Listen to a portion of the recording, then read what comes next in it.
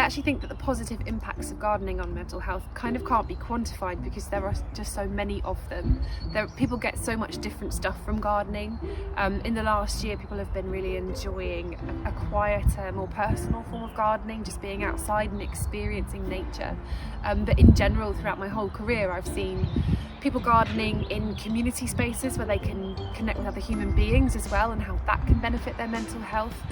Nurturing something, watching it grow, and the hope that that brings. There's just so much that we get from nature to make us feel a part of the world, and that's what human beings need to feel, I think. So it's enormously beneficial. There are so many physical benefits of gardening and growing your own. I mean, the health that you get from eating produce that's homegrown, they taste better as well, I have to say.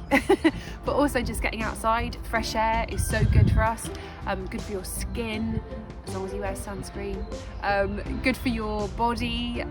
You know, there is so much benefit that you can get from gardening, being outside in nature, and also eating fresh homegrown produce.